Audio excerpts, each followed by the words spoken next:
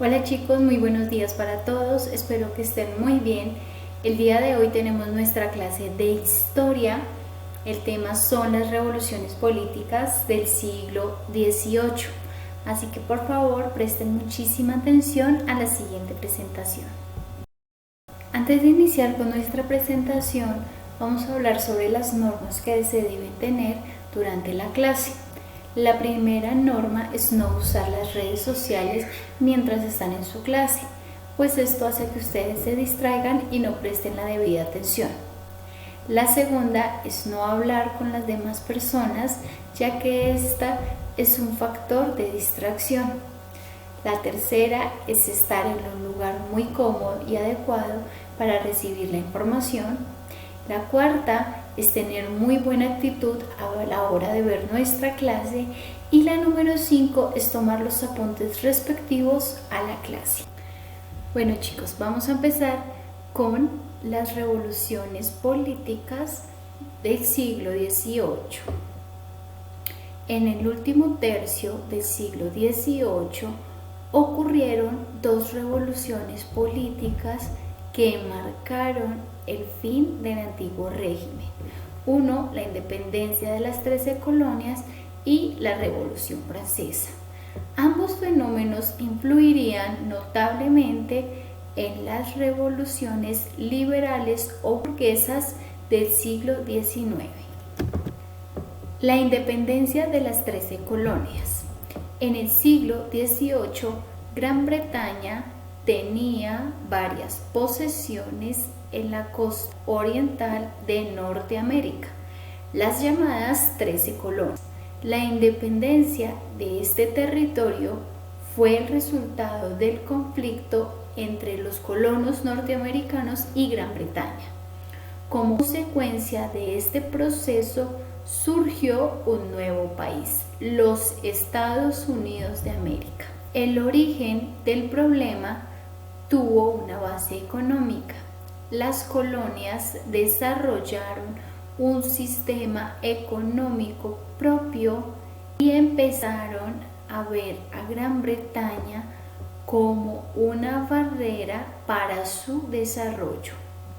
La corona estaba interesada en disponer de las materias primas americanas, pero no en desarrollar su industria ni impulsar su comercio con otras partes de América.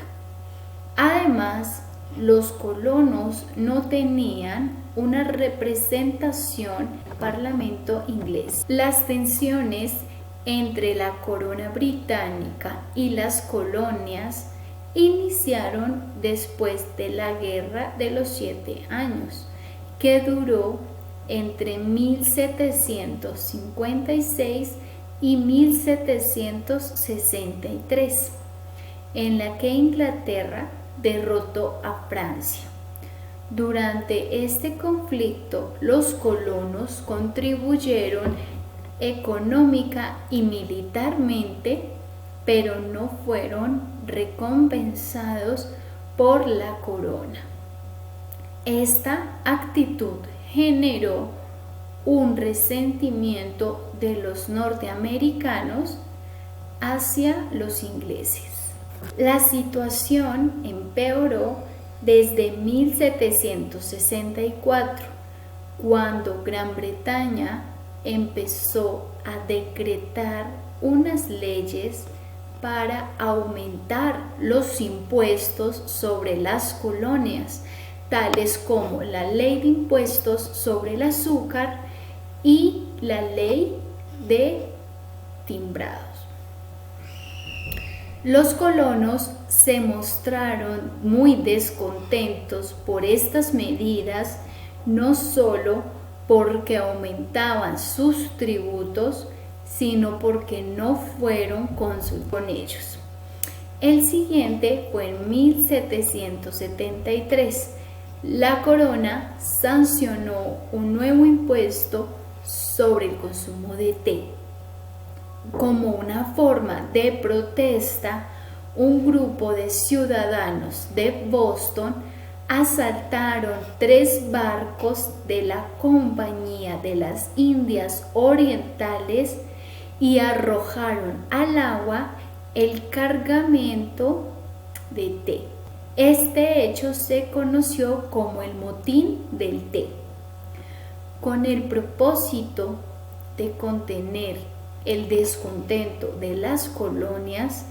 El Parlamento británico promulgó en 1774 las leyes intolerables, las cuales castigaban los actos de inconformidad, fijaba sanciones económicas derivadas del motín del té y restaba autonomía al gobierno colonial. Esto produjo que en este año se reunieran los representantes de las 13 colonias, a excepción de Georgia, en el primer Congreso Continental de Filadelfia, para exigir la derogación de las leyes. Las tensiones, en vez de disminuir, aumentaron, y en 1775 la Guerra de Independencia comenzó. La Guerra de Independencia. Primero fue la Batalla de Lexington. El primer enfrentamiento de la guerra tuvo lugar el 19 de abril de 1775, donde los británicos resultaron vencidos. El segundo acontecimiento fue en lo político. Thomas Jefferson, el ideológico de la revolución, redactó la Declaración de los Derechos de Virginia en 1776. En ella se enunciaban los principios de soberanía nacional, división de poderes y sufragio. Este documento fue la base de la Declaración de Independencia de Estados Unidos, firmada el 4 de julio de 1776. El tercero fue donde los colonos contaron con la ayuda militar de Francia y España, que querían debilitar a Gran Bretaña.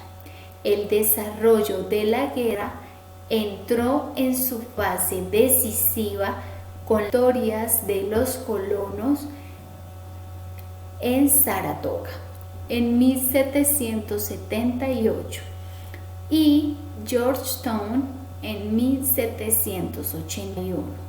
Esto llevó a la firma de la Paz de Versalles en 1783, en la que Gran Bretaña reconoció la independencia de los Estados Unidos de América.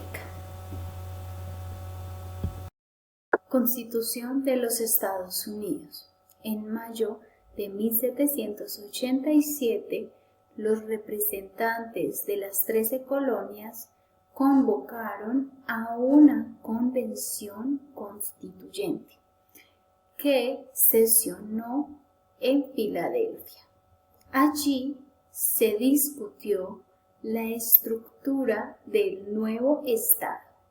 Luego de varios meses, en septiembre de 1787, fue proclamada la Constitución de los Estados Unidos.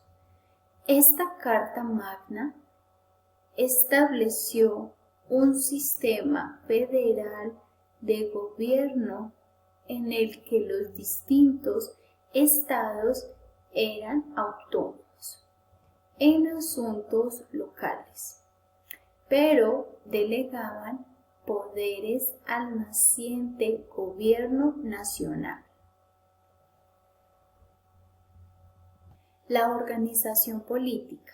El nuevo estado tenía una estructura federal, es decir, una gran autonomía en cada parte del territorio, el gobierno de los Estados Unidos estaba organizado de la siguiente forma.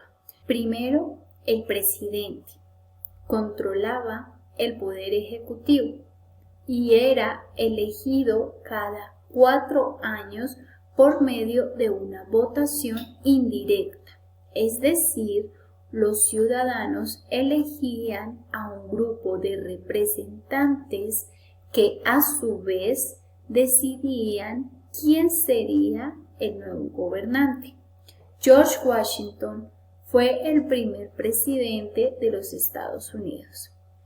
En un segundo lugar, encontramos el poder legislativo. También era elegido por los ciudadanos, pero por medio de votación directa. Esto quiere decir sin la intervención de los representantes. El poder legislativo recaía en el Congreso, que estaba compuesto por 2 cámaras, la Cámara de Representantes y el Senado. Y en el tercer lugar estaba el Poder Judicial, en el que recaía los tribunales. El Tribunal Supremo controlaba las leyes y los actos del gobierno que no vulneraran la Constitución. Las consecuencias. La independencia de las 13 colonias. Esto tuvo una gran influencia posterior. Fue un modelo para la Revolución Francesa y para los movimientos de independencia del resto de América. De igual modo, la Constitución de 1787 fue la primera en el mundo en la que se llevaban a la práctica totalmente los principios teóricos de la soberanía nacional y la separación de los poderes. Su influencia más importante fue de tipo intelectual.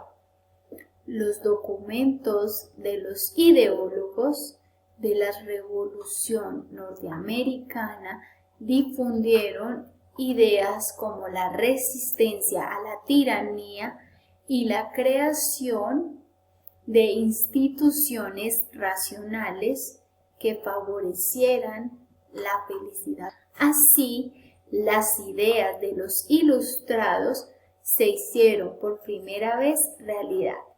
Chicos, eso ha sido todo por hoy. Espero que la clase les haya quedado muy clara y que hayan tomado sus apuntes pertinentes.